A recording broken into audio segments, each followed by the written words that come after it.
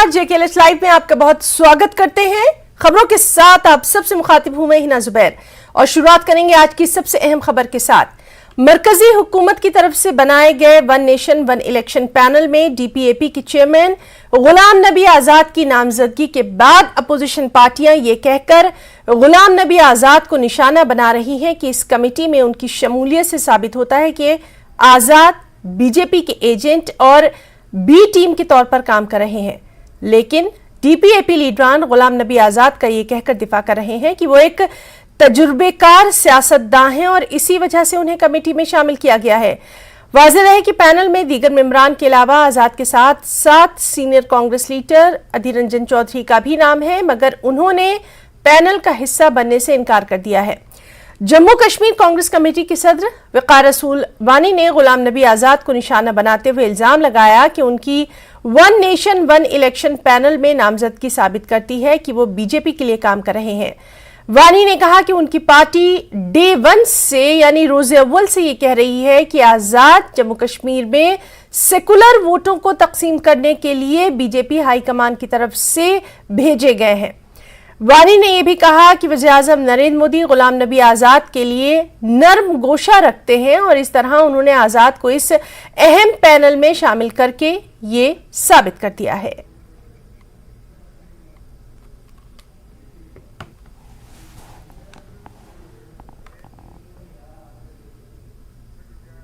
सीधे रुक करना चाहेंगे, हमारे साथ मजीद अपडेट के साथ मौजूद हैं हमारे सहयोगी समीर भट्ट। समीर, आपसे हम जानना चाहेंगे जिस तरह, और स्क्रीन पर आप देख सकते हैं हमारी एक और मेहमान है, डीपीएपी की सीनियर लीडर हैं सुजाता बशीर साहिबा। सुजाता साहिबा, आपका बहुत इस्तकबाल करना चाहेंगे अपने इस खास पैनल में, और शुरुआत हम समीर से करना चाहेंगे। इस खबर को हम दर्शकों के सामने रखना चाहेंगे। समीर, जिस तरह से पूरी राजनीति जो है वो गर्मा गई है, क्या कुछ वहां पर सियासी सरगर्मियां देखी जा रही हैं इस खबर को लेकर? देखिए हिना, मैं आपको बता दूं, कल जब से ही ये लिस्ट जारी हुई है, जो one nation one election panel बना है गवर्नमेंट ऑफ इंडिया की तरफ से, जो नोटिफिकेशन उसके लिए जारी की गई और टीम जो उसके मेंबरान हैं उनके नामों को जाहिर किया गया, तो उसके बाद ही जम्मू कश्मीर की राजनीति में भी बहुत एक उबाल सा आया है। और ये इसकी वजह है कि गुलाम नबी आज़ाद का नाम उसमें होना। गुलाम नबी आज़ाद जो कि डीपीएपी के चेयरपर्सन हैं और फॉर्मर चीफ मिनिस्टर रहे हैं, पहले राज्यसभा में भी कांग्रेस के डिफरेंट पदों पे रहे हैं। कांग्रेस में राज्यसभा में जो लीडर ऑफ अपोजिशन थे वो कई सालों तक उन्होंने उसका अंजाम दिया, लेकिन उनका नाम आना वो कांग्रेस को बहुत चुभ रहा है, खासकर कांग्रेस को और अपोजिशन पार्टी बाकी, जिसमें नेशनल कॉन्फ्रेंस है, पीडीपी है और यहाँ पे जो बाकी रीजनल एंटी बीजेपी पार्टीज हैं, उनको बहुत खल रहा है। और उनकी वजह वो ये कह रहे हैं, जिन से मेरी सुबह से बात हुई, उनका ये कहना है कि देखिए अधीर रंजन चौधरी है वो लोकसभा के हैं, लेकिन खड़गे जो है वो राज्यसभा के एलओपी हैं, उनको नहीं रखा गया। लेकिन गुलाम नबी आजाद जो कि फॉर्मर एलओपी है, लीडर ऑफ अपोजिशन थे राज्यसभा के, उनको रखा गया। तो उनका कहना है कि कौन सा जवाब है कि आपने खड़गे को जो कांग्रेस के प्रेसिडेंट भी है, नेशनल प्रेसिडेंट है, उनको आपने साइडलाइन कर दिया, उनका नाम नहीं रखा, लेकिन गुलाम नबी आजाद का रखा। इससे क्या मतलब है? इसका मतलब साफ है कि आप लोग गुलाम नबी आजाद को के प्रति आपकी नरम आपका एक चीज है, आप उनके नरम गोशा रखते हैं। और उनका ये कहना है कि बीजेपी जो है वो गुलाम नबी आजाद को एक मोहरे की तरह इस्तेमाल कर रही है, उनका इल्जाम है ये। दूसरा, वो कह रहे हैं कि ये बी टीम की तरह काम करते हैं गुलाम नबी आजाद, और उनको प्राइम मिनिस्टर ने जम्मू कश्मीर इसलिए भेजा है ताकि यहाँ पे सेक्युलर वोटों को डिवाइड किया जाए। कांग्रेस के जो वक़ार रसूल वानी, आपको बता दूं, पहले से ही लगातार, जब से पिछले साल गुलाम नबी आजाद ने कांग्रेस छोड़ी है, तो तब से लगातार वो गुलाम नबी आजाद के खिलाफ हमला बोल रहे हैं। तो आज भी उन्होंने उसमें तेजी लाई, उन्होंने कहा कि देखिए ये तो सच हो गया ना आज जो ये चीजें हैं। लेकिन डीपीएपी की जो नेता है, उनसे जो मेरी बात हुई आर एस चिप से, उन्होंने कहा कि देखिए इसमें सियासत क्यों कर रहे हैं आप, ये कोई सियासी मुद्दा नहीं है। एक नेशन बिल्डिंग के लिए, नेशन के लिए, मुल्क के लिए एक अच्छी चीज हो रही है। अगर वन नेशन वन इलेक्शन होगा, उससे पैसा बचेगा, आपका जो वर्क फोर्स है वो सेव होगा। उसमें अगर गुलाम नबी आज़ाद जैसे सीनियर और एक्सपीरियंस्ड लोगों को, जिनकी सियासत में तकरीबन 50 साल की एक्सपीरियंस है, उनको अगर रखा जाता है तो उसमें कोई भी उसको बहुत दूसरे नजर से नहीं देखना चाहिए। तो ये जो चीजें हैं, ये सबसे बड़ी बात है कि ये गुलाम नबी आज़ाद और बीजेपी पर जो हमलावर हो रही है आज अपोजिशन पार्टी, और बीजेपी दूसरी तरफ से कह रही है कि इसमें कोई बड़ी बात नहीं है, अगर गुलाम नबी आज़ाद को लिया जाता है तो ये कोई बड़ी बात नहीं है, इसमें कोई सियासत नहीं करनी चाहिए। लेकिन पर बातचीत के लिए हमारे साथ मौजूद हैं हमारी खास मेहमान सुजादा बशीर साहिबा भी मौजूद हैं, डीपीएपी से हैं और अक्सर हमारे साथ इस तरह के अहम मुद्दों पर बेबाकी के साथ अपनी बात रखती रही हैं। सुजादा बशीर साहिबा, आपका बहुत इस्तकबाल करना चाहेंगे और आपसे जानना चाहेंगे, जिस तरह से आपने हमारे साथी समीर भट्ट को सुना, हम उनसे ये जानना चाह रहे थे कि किस तरह की सियासी वहां पर रिएक्शन सामने आ रहे हैं। और अब आपसे हम सीधे जानना चाहेंगे, one nation one election panel में डीपीएपी के चेयरमैन गुलाम नबी आज़ाद की नामजदगी के बाद लगातार अपोजिशन पार्टियां, खासकर यहां पर कांग्रेस का जिक्र करना चाहेंगे, निशाना बना रही हैं। क्या कुछ आपका फर्स्ट रिएक्शन रहेगा ma'am? Thank you for calling. जो गुलाम नबी आज़ाद साहब पे जो ट्रस्ट किया जाता है, जो उनका अपना एक वर्क एक्सपीरियंस है, अकॉर्डिंग टू दैट सेंटर ने डिसाइड किया है कि वो उनको एक मेंबर बना दिया जाएगा। एंड कांग्रेस अब ये बोल रही है कि वो जी बी पार्टी के, तब जब वो यहाँ इतना कुछ काम कर रहे थे तब उनको कुछ ये याद नहीं आ रहा था, और अगर हम लोग अच्छा काम करते तो उनको यही याद आता है बी पार्टी। तो उनके लोग क्या कर रहे हैं, उनके लोगों ने कितना काम किया है, उनके ग्राउंड लेवल पे देख के वो कितना काम कर रहे हैं। एंड गुलाम नबी आज़ाद साहब वो लीडर है जो हर घर में जाके, हर पहाड़ी एरियाज में, हर सिटीज में जाके काम कराते हैं, बिकॉज ऑफ एक्सपीरियंस एंड जो उनका एक टुवर्ड्स द नेशन जो उनको प्यार है, उनकी वजह से उनको एक मेंबर बनाया दिया गया। एंड ये लोग यही बोलते हैं हर वक्त कि ये इनको कुछ पता नहीं है। असल में इनको प्रॉब्लम ये है कि उनको पता है सारा कश्मीर, सारा जम्मू कश्मीर के लोग उनके साथ है। So this is the problem with the Congress, जो वो पहले से आते गए, क्या करते गए हैं, अभी भी वो वही करते जा रहे हैं।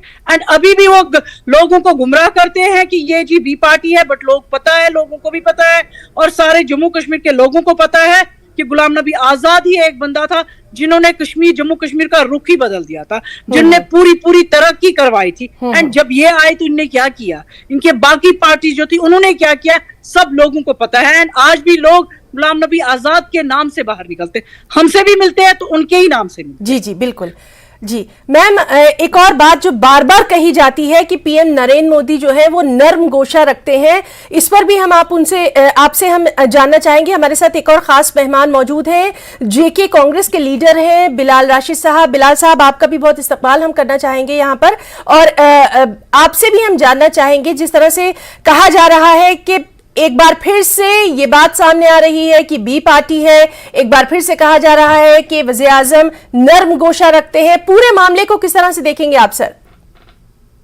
देखिए, मैं जो इस पूरा जो ये एपिसोड हुआ उसको मैं किस नजरिए से देखता हूँ, कांग्रेस पार्टी किस नजरिए से देखती है, मैं वो बता दूं जी। हमारा पहले दिन से एक ही चीज को लेके था कि गुलाम नबी आज़ाद साहब को लॉन्च किया है नरेंद्र मोदी जी ने, अमित शाह जी ने, जम्मू कश्मीर में कांग्रेस पार्टी को कमजोर करने के लिए। आपने देखा होगा कि उस जो आजाद साहब के स्पोक्स पर्सन थे, आजाद साहब नेशनल पार्टी लॉन्च करने की बात करते थे। आजाद साहब को शायद ये लगता था कि हम कांग्रेस के कुछ नेशनल लीडर्स तोड़ के एक नेशनल पार्टी लॉन्च कर देंगे और कांग्रेस पार्टी को कमजोर कर देंगे। लेकिन जब उन्होंने सामने देखा कि कांग्रेस पार्टी के लॉयल लीडर्स, लॉयल वर्कर्स सामने खड़े हैं, तो वो नेशनल लेवल पे तो अपना फ्रंट तैयार नहीं कर पाए, लेकिन जम्मू कश्मीर में जरूर उन्होंने बीजेपी की बी टीम एक लॉन्च की, जिसको आजाद डेमोक्रेटिक आजाद पार्टी का नाम दिया। आज तक जिस पार्टी का नाम ही नहीं पता है, आज तक जो पार्टी बीजेपी के बी टीम की तरह काम कर रही है और यहाँ नॉर्मलाइज कर रही है प्रोपेगेंडा को, आज उनका हमारी जो बात थी वो वैलिडेट हो जाती है। जो कल का नोटिफिकेशन आया है HLC हाई लेवल कमेटी जो बनाई गई है वन नेशन वन इलेक्शन को लेके, उस पे उनका नाम आना इस बात को वैलिडेट करता है, जिस बात को हम पिछले 6 महीने से कह रहे थे। हमारी पार्टी का हर नेता कह रहा था, हमारी पार्टी की इंचार्ज रजनी पाटिल जी कह रही थी, और हर नेता को इस चीज का खदशा था, इस चीज का इल्म था कि वो बी टीम बन के यहाँ पे बिलाल साहब, यहाँ पे एक और जिक्र करना चाहेंगे। सीनियर लीडर हैं अधीर रंजन चौधरी जी, उनका भी तो नाम यहाँ पे आया था। ये बात दीगर है कि उन्होंने मना कर दिया। नाम तो उनका भी यहाँ पर शामिल किया गया था। एक कमेटी बनी है, एक कमेटी बनेगी जो अपनी रिपोर्ट पेश करेगी। मैं वही बात कर रहा हूं। भाजपा ने जब देखा कि आने वाले स्टेट इलेक्शंस में उनको मुंह की खानी पड़ेगी, उनको हार देखनी पड़ेगी, चाहे वो राजस्थान है, छत्तीसगढ़ है, मध्य प्रदेश है, तेलंगाना है, मिजोरम है। आज के टाइम पे कांग्रेस पार्टी आहिस्ता आहिस्ता मजबूत होती जा रही है। आपने देखा कि हमारी पार्टी ने किस तरह हिमाचल में इनको हराया, किस तरह कर्नाटका में इनके आइडियोलॉजी के, इनके प्रोपोगेंडा को हराया, उस चीज को बस्ट किया। वही चीज देखते हुए ये वन नेशन वन इलेक्शन वाली साइड जा रहे हैं। और उस पे इन्होंने जो कमेटी बनाई, अधीर रंजन जी का आपने लेटर पढ़ा होगा, उन्होंने क्लियर कट बताया कि उनसे कोई कंसल्टेशन नहीं हुई थी, उनको वो खबर भी मीडिया के माध्यम से ही पता चली। और जब उन्होंने देखा कि ये जो लोकसभा के हमारे राज्यसभा में जो हमारे लीडर ऑफ ओपोजिशन है, कांग्रेस पार्टी के प्रेसिडेंट है, उनको इग्नोर किया गया और अधीर रंजन चौधरी जी को एक सिंबॉलिकली मीटिंग में उनका उस कमेटी में नाम डाला गया, तो उन्होंने उसी टाइम पे उस चीज को रिजेक्ट कर दिया। उन्होंने कहा कि I don't want to be part of this committee. क्या हमने आजाद साहब से ऐसी कुछ चीज सुनी? ठीक है। इसका सीधा जवाब हम सुजाता बशीर साहब, आप हमारे साथ लगातार मौजूद हैं। जो बात हम कर रहे थे कि पीएम जो है वो शुरू से ही नर्म गोशा रखते हैं, ये भी बात लगातार आप खुद देखती रही हैं, इस बात का इल्जाम लगता रहा है। और दूसरी चीज ये कि एक कमेटी बनी है जो अपनी रिपोर्ट पेश करेगी, अभी उसमें नाम आया है और इतनी ज्यादा सियासत गर्मा गई है। किस तरह से देखेंगी इन पूरे मरहले को? इनको प्रॉब्लम है ये क्योंकि प्राइम मिनिस्टर साहब ने उनका काम देखा है, उनका नेशन के तरह और उनका प्यार देखा है, वो इनसे देखा नहीं जाता। इनने पूरे हिंदुस्तान को डुबा दिया था, तो इनके हालत देखिए। यहाँ इनका प्रेसिडेंट आता है, राहुल गांधी और सोनिया गांधी पिकनिक मनाने आते हैं, instead of taking care of the nation और लोगों से मिले, उनके मसले हल करे या अपने एक ग्राउंड लेवल पे काम करे, उसके बदले वो यहाँ पिकनिक मनाने आते हैं। ये क्या बोलेंगे, किसके साथ ये कंपेयर करते हैं? Ghulam Nabi Azad itself is an aim, he don't need their justification, और इनकी दलीलों से उनको कोई फर्क नहीं पड़ता। Ma'am, one nation one election panel में उनका नाम आना कितनी अहमियत का हामिल है जी? One nation one election panel में गुलाम साहब का नाम आना कितनी अहमियत का हामिल है? किस तरह से आप इसको मैंने देखेंगी? आपको पहले ही बोला कि Ghulam Nabi Azad is itself a nation, वो एक खुद ही एक कंट्री जैसे है, क्योंकि जिसको अपने कौम के लिए प्यार नहीं होगा तो वो कैसा इंसान, वो कैसा लीडर है? जब आप गुलाम नबी आजाद का नाम लेते हैं तो चाहे आप साउथ जाए, नॉर्थ जाए, ईस्ट जाए, वेस्ट जाए, उनका नाम ही काफी है। सो ये ऐसे उठा के किसी को भी उठा के मेंबर नहीं बना सकते हैं। जब उनको लगा कि गुलाम नबी आजाद ही एक वाहिद बंदे हैं, वाहिद शख्सियत है जो एक मेंबर बन सकते, तो इनके बोलने से क्या फर्क पड़ता है? ये वो काम करके ही तो दिखाएं। इनकी हालत देखिए क्या है, इनके स्कैंडल ये निकले थे भारत जोड़ो यात्रा में, इनका कर्जा देखिए कितना है, ये तो डूबे हैं, ये तो लोग तक इनको बोलते हैं ये यात्रा निकले थे या लूटने निकले थे। ये क्या बोलेंगे जब इनका नाम ही नहीं कहे? तो नेचुरली अब इनको जेलसी बुला। अगर ठीक है, इस पर हम बातचीत जारी रखेंगे। समीर भट्ट भी हमारे साथ लगातार मौजूद हैं। समीर, हम लगातार देख रहे हैं तमाम सियासी पार्टियों की ये बात है, लेकिन अगर ओवरऑल हम इसको देखें तो कितनी अहमियत आप समझते हैं one nation one election panel की, खास तौर पर जो अभी सियासी तनाजुर चल रहा है? समीर, देखिए, वन नेशन वन इलेक्शन का जो कॉन्सेप्ट है ये बहुत ही बढ़िया कॉन्सेप्ट है, बहुत ही ज्यादा कॉन्सेप्ट है, और इससे नेचुरली जो अगर पूरे भारत को बहुत फायदा हो सकता है। लेकिन इसकी टाइमिंग पे सवाल उठाया जा रहा है अपोजिशन की तरफ से, और खासकर ये कहा जा रहा है कि देखिए, अगर एक इतना बड़ा अच्छा कदम था तो इसको पहले क्यों नहीं लिया गया, 9 साल क्यों वेट करना पड़ा सरकार को, और अब जबकि इलेक्शन हैं और लोकसभा के इलेक्शन भी अब तकरीबन 6-7 महीने के बाद हैं, तो ये क्यों कर? टाइमिंग पे सवाल है, लेकिन जो गवर्नमेंट का मंशा है उस पर कोई ज्यादा उस पर बात नहीं कर रहा है या उस पर तनकीद नहीं कर रहा है। लेकिन जो हमारा जो आज का जो सवाल है वो यही है कि गुलाम नबी आजाद का उसमें आना, देखिए सियासत जो है परसेप्शन का खेल होता है।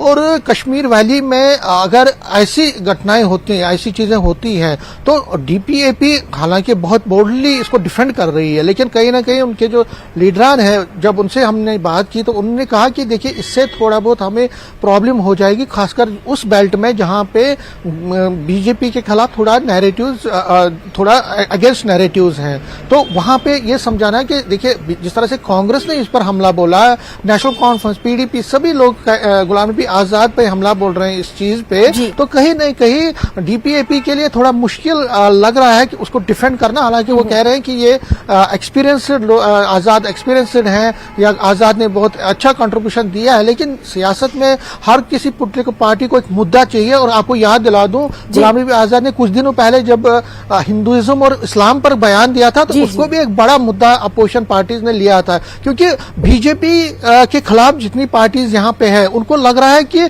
बीजेपी चोर दरवाजे से गुलाम नबी आजाद, सज्जाद लोन और सईद अल्ताफ बुखारी को यहाँ पे प्रोजेक्ट कर रहे हैं। यहाँ पे वो एबीसी टीम बने हैं उनके, ताकि कश्मीर में जो वोट है उसको तकसीम किया जाए, जिससे बीजेपी को अपने जो पॉलिटिकल सियासी मकासद है उसको पूरा करने में फायदा मिले। तो इसमें सियासी पहलू ज्यादा है। गुलाम नबी आजाद हो या सईद अल्ताफ बुखारी हो या सज्जाद लोन, उन तीनों को भी बीजेपी के साथ ये मान रहे हैं कि वो उन्हीं की टीम है। हालांकि गुलाम नबी आजाद हो या उनके लीडरान हो, कोई भी इस चीज को मानने को तैयार नहीं है। लेकिन अब सारा फैसला तो लोगों को करना आगे। इलेक्शन है, म्युनिसिपल पोल्स है, पंचायत है, और फिर लोकसभा है, और उसके बाद असेंबली पोल्स है। कौन कहाँ पे खड़ा है वो तो आगे आने वाला वक्त बताएगा। लेकिन जो मुद्दा मिल जाता है पार्टीज को, जो पार्टीज को, वो अपने मुद्दे के हिसाब से, अपनी लाइन के हिसाब से उसके साथ फिर बात करती है। और आज इसी मुद्दे पर अपोजिशन ने अपनी बात की और आजाद खेमे ने भी अपनी बात की। बिलाल साहब हमारे साथ लगातार मौजूद हैं। बिलाल साहब, जिस तरह से हम देख रहे हैं कि सियासी बयानबाजियां तो हो रही हैं, और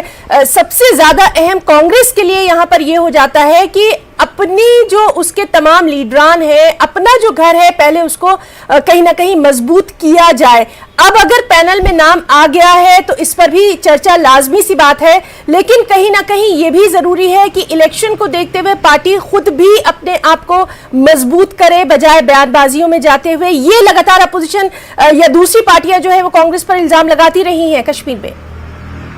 नहीं, मैं एक चीज यहाँ क्लियर कर दूं, जो आप इल्जाम की बात कर रहे हो, कांग्रेस पार्टी, आपने पिछले साल से देखा होगा, पिछले साल 7 सितंबर से भारत जोड़ो यात्रा शुरू हुई थी। भारत जोड़ो यात्रा राहुल जी ने किन मुद्दों पे की थी वो भी मुझे यहाँ पे रिपीट करने की जरूरत नहीं है, क्योंकि भारत जोड़ो यात्रा में उन मुद्दों पे बात हुई। वो चाहे अनएम्प्लॉयमेंट को लेके था, इन्फ्लेशन को लेके था, हेट्रेडनेस को लेके था, जो बीजेपी ने फैलाई हुई थी। और उसके साथ जो आप कह रहे हो कि यहाँ पे वन नेशन वन इलेक्शन में उनके नाम आने पे सियासत ना की जाए, क्यों ना की?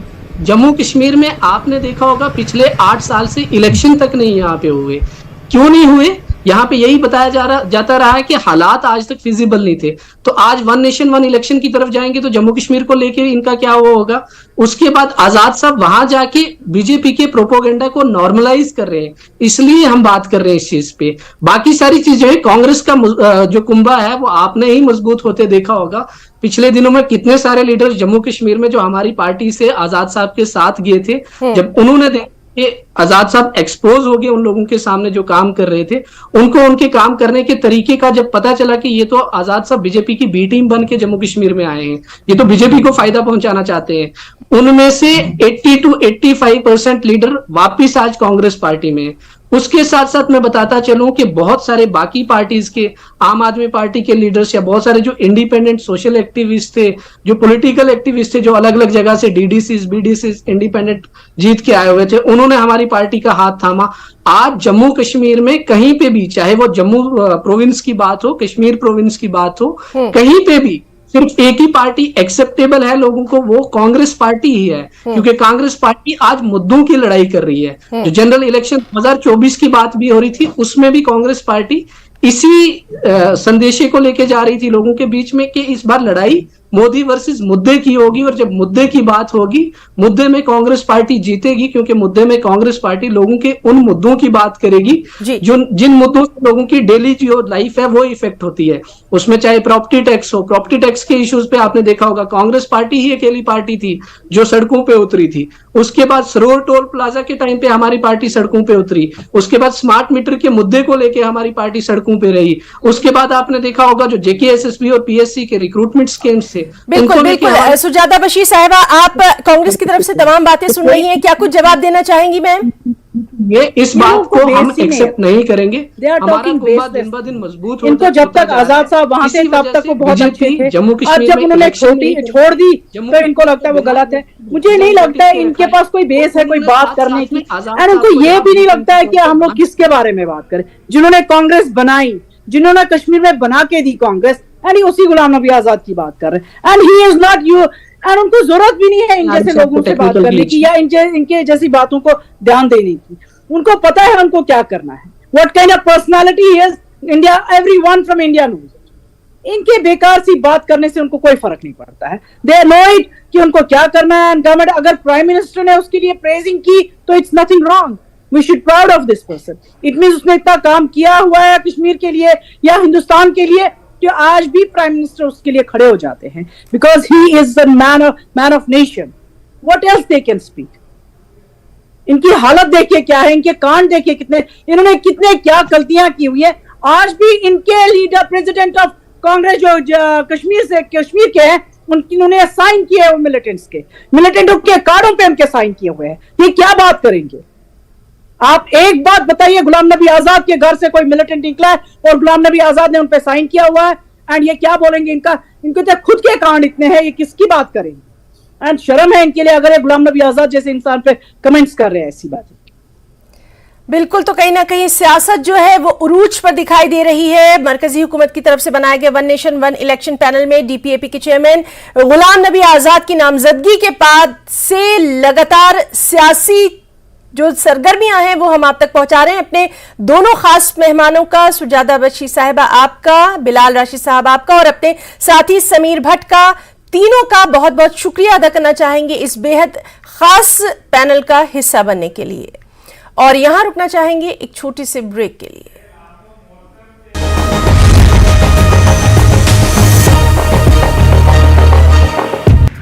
डोडा पुलिस से 8 दहशतगर्दों पर की दाखिल चार्जशीट। पाकिस्तान से काम कर रहे दहशतगर्दों के ऊपर कसा भारत शिकंजा। LTEHM कमांडरों समेत अहम दहशतगर्दों पर कार्रवाई। UAPA एक्ट के तहत की बड़ी कार्रवाई। डोडा में SIA की बड़ी कार्रवाई। डोडा से मजीद 2 दहशतगर्द गिरफ्तार। फिरदौस अहमद वानी और खुर्शीद मलिक नामी दहशतगर्द गिरफ्तार। 48 घंटों में जुमला 10 दहशतगर्द गिरफ्तार।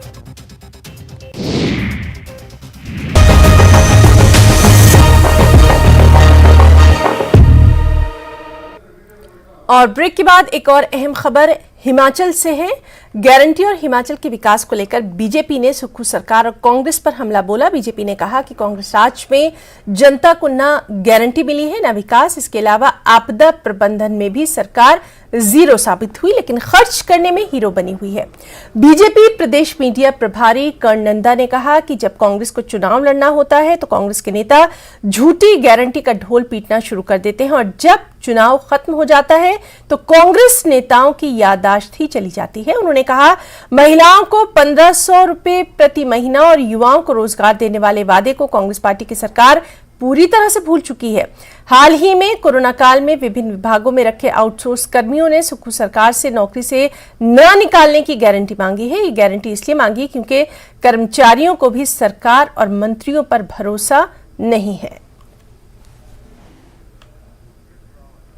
हमारे साथ मौजूद हैं हमारे साथी रणवीर सिंह। रणवीर, बहुत जल्दी आपसे इस अहम मुद्दे पर जो सियासी हलचल वहां पर हिमाचल में मची हुई है वो जानना चाहेंगे। बीजेपी की तरफ से कई बातें यहां पर कही गई हैं। जी हाँ, पिछले कल जिस तरह से नेता प्रतिपक्ष जयराम ठाकुर ने मोर्चा संभाला था, लगातार इसी मुद्दे पर जो है सरकार को घेरा जा रहा है, आपदा को लेकर भी घेरा जा रहा है। और आज ये बयान जो भाजपा के प्रदेश मीडिया प्रभारी है करण नंदा, उनकी तरफ से ये दिया गया है। देखिए, जो आउटसोर्स पर रखे गए थे कोरोना वॉरियर्स स्वास्थ्य विभाग में, उन्होंने 2 दिन तक यहाँ सचिवालय के बाहर धरना दिया। उसके बाद कई तरह से सवाल जो है माफ कीजिएगा पूछे जा रहे थे राज्य सरकार से।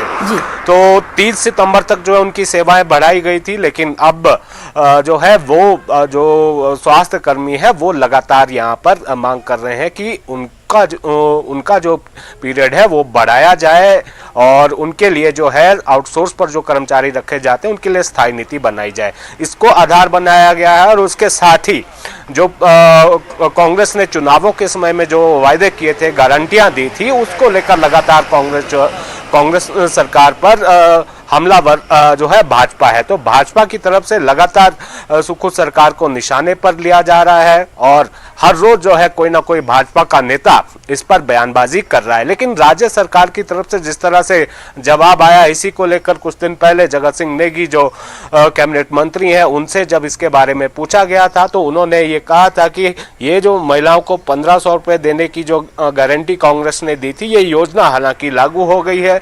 15 अप्रैल को मुख्यमंत्री ने जो है काजा से इसकी घोषणा की थी, लेकिन उसके बाद आपदा आई है। तो उसके बाद ये योजना जो है अभी तक जो दूसरी महिलाओं को मिलनी थी, जो संख्या निर्धारित की गई है, वो अभी नहीं दी जा रही, क्योंकि राज्य सरकार का सारा ध्यान जो है आपदा प्रबंधन में, राहत और पुनर्वास कार्यों पर जो है राज्य सरकार पूरी तरह से ध्यान केंद्रित कर रही है। और साथ में ये भी दोहराया जा रहा है सरकार की तरफ से कि ये गारंटियां जो है पूरे 5 साल के लिए नहीं है। लेकिन विपक्ष के पास जब जब मौका मिलता है विपक्ष को, वो जो है लगातार इन गारंटियों पर जो है हमला बोलती है और सुखू सरकार को इस पर घेरा जा रहा है ना। जी बिल्कुल रणवीर, और इसी मुद्दे पर लगातार हमारी नजर बनी हुई है। कई तरह के रिएक्शंस जो हैं वो भी सामने आ रहे हैं। रणवीर, बहुत बहुत शुक्रिया आपका तमाम तर जानकारी के लिए। JKLH लाइव में फिलहाल इतना ही। नमस्कार।